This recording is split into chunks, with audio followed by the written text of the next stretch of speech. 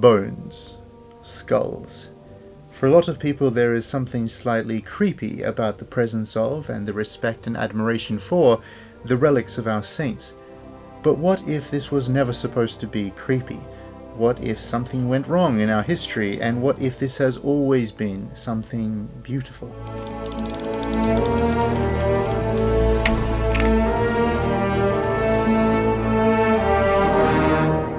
Christ is risen. I say this for a couple of reasons. One is that this episode is being released right in the middle of the Paschal season, but another reason is that the phrase Christ is risen and the truth of living within that phrase, Christ is risen, is essential to understand relics.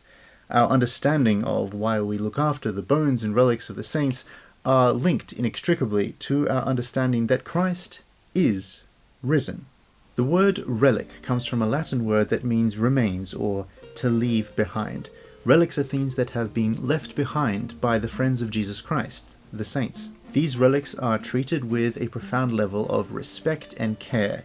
This respect is known as veneration. In recent times, the idea of seeing a skull in a church, or a piece of bone in a church, or the old vestments of a saint comes across to modern people as slightly spooky or strange. But this has not always been the case. Relics have been a part of our culture forever, so it's worth taking a look at the history of relics in Christianity and the consistent and historic understanding of what relics are for us. This episode is only going to be an introduction into the world of relics, and I promise you that there is more beyond this episode to discover that is amazing and uplifting and joyous to learn about relics. The beginning of the story of relics really starts with the beginning of the entire story, the very beginning of Scripture. As God is creating the world, he repeatedly says that it is all very good. And then when he makes man of the same stuff that he has made the rest of the world. Man is material and spiritual. The material and the spiritual are linked. The preservation and the respect for relics are then woven through the entirety of the Old Testament, and there are more examples than we can include here. But to look at a few, we can begin with the bones of Joseph. When the Israelites leave Egypt from the Promised Land, a big deal is made about taking the relics of Joseph back to Canaan. The Israelites see that despite Joseph living most of his life and doing most of his work in Egypt, there is a spiritual value to his bones coming home with them to the Promised Land. During that same exodus to the Promised Land, God orders the creation of the Ark of the Covenant. Into this Ark are placed not just the 10 Commandments, but a bowl of manna and Aaron's rod that budded. These are relics. The Ark of the Covenant is treated with profound respect, veneration, and in later scriptures it is shown what happens when the Ark is disrespected, and that is quite a dangerous thing. So the Ark is in itself a relic. When Elijah ascends to heaven in a fiery chariot, he leaves to Elisha his cloak, his mantle. This is clearly a liturgical thing that is happening here. It is a vestment, but there is an obvious relic connection. This cloak is then used by Elisha to split the Jordan River so he can walk across it. This relic has value. Then later in the life of the same prophet Elisha, Naaman comes for healing from leprosy. After Elisha miraculously heals Naaman from leprosy, Naaman's next thing is to scoop up a whole lot of dirt and to take it home with him. He wants to take dirt from this place of healing, from this beautiful land. Elisha's part in the story of relics continues after he dies. Elisha is buried in a tomb, and years after his death, another man is killed and his body thrown into that same tomb. This new dead man lands there, touches the bones of Elisha, and comes back to life.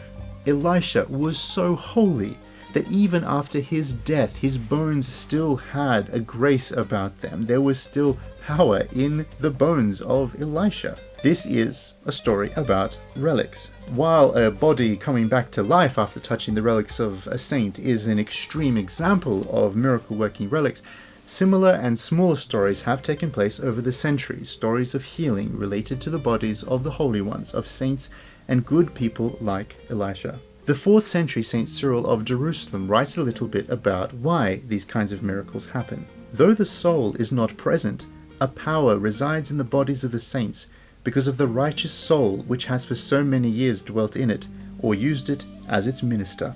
As a brief aside, St. Cyril of Jerusalem lived in a time when the church did not yet even have a canonical Bible. The love and appreciation of relics is a very ancient part of Christianity. The Old Testament ends, and then something happens that changes forever all of the cosmos, all of creation. God comes to earth in human form. Christ has come to redeem mankind, and now that Christ has come, now that God is also physically here on earth, the physical world has more value than ever. When a woman reaches out and touches the very hem of Christ's garment, she is healed. Christ puts mud on the eyes of a blind man, and the blind man is healed. The physical world has been transformed by the presence of God. The book of Acts says that devout men came to collect the body of Stephen after he had been killed. They are praised for collecting his body. Christians have always had a profound respect for the human body even after life has left it. The book of Acts also says that as St. Peter passed by people, just his shadow falling on them would heal them. We read elsewhere that handkerchiefs touched by the Apostle Paul would heal people who touched the handkerchiefs. These are all relics. The physical world had undergone a profound change, and Christianity was growing everywhere. St. Justin Popovich writes about this. The New Testament raised the human body to the sublime and divine heights, and that no one ever elevated the human body as did the Lord Christ by his bodily resurrection, the ascension of his body into heaven, and its eternal session at the right hand of God the Father. The physical body is seen by Christians as a holy thing. Paul refers to it as the temple of the Holy Spirit, which is far different to just a fleshy prison for the human soul. The body matters. Most Christians have heard that in the early centuries of the church, under persecution, the Christians would worship in the catacombs underneath the city. There, amongst the relics of saints and loved ones and martyrs, they would conduct services, and to this day, in every single Orthodox altar, in every single Orthodox church in the world, there is a relic of a Christian martyr saint. But we forget often how utterly unusual it was in that culture in those ancient days to gather in catacombs.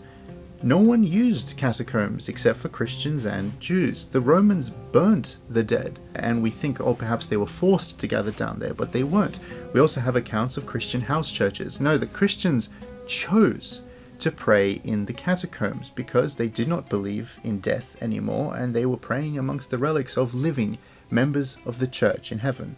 This willful choice to be in the catacombs was one of the things that really creeped out the Roman pagans, because the Romans ceremonially cremated their dead, and the Christians would never do that because Christians placed this value on the human body, and the early Christian church held a ban on cremation.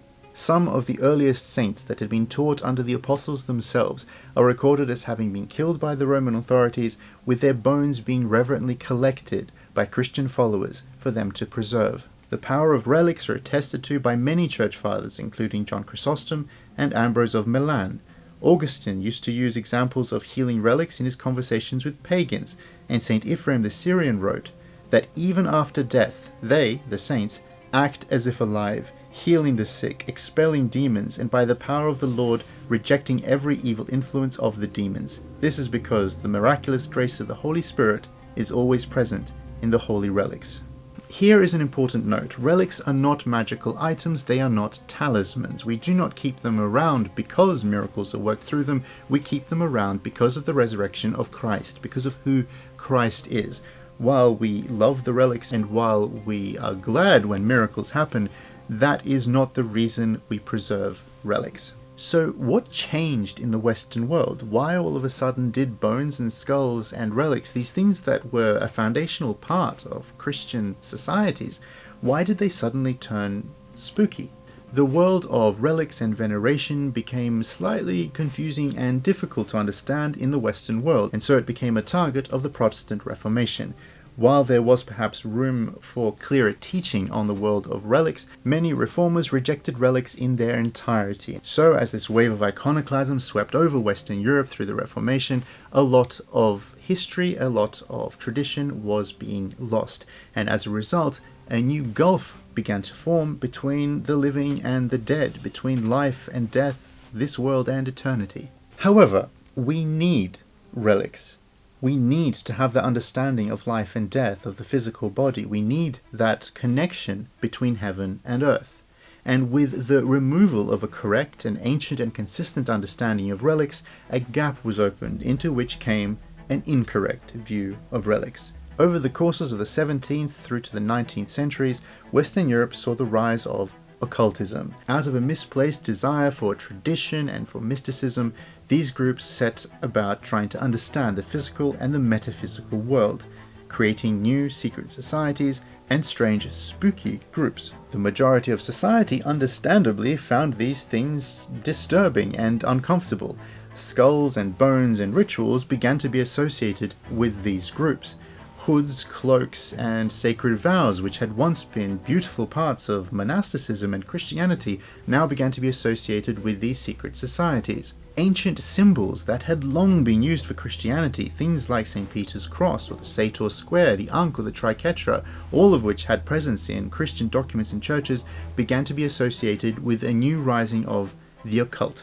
Regular society that had lost connection with the Christian history of these things began to see relics and traditions as being scary, spooky, evil, pagan, things that they did not understand and things that should be avoided. This strange new way of looking at things like relics has continued until this day. An interesting development during this time that happened in the late 19th century was something that further made that gap between the living and the dead, and that was the invention of the crematorium.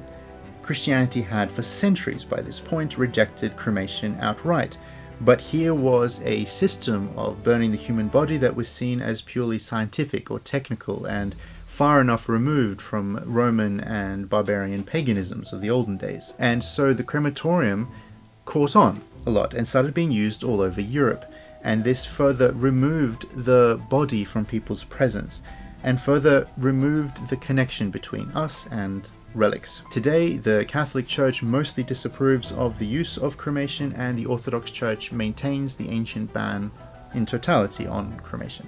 And this basically brings us up to today. If relics are still uncomfortable for you, that is okay. It takes a little bit of time to get over the pressures that society has made around this issue, so please visit an Orthodox church and chat with the priest further about it. But remember, it's not about you coming to a new understanding of relics. I'm not trying to change your mind to a new opinion about the history of relics.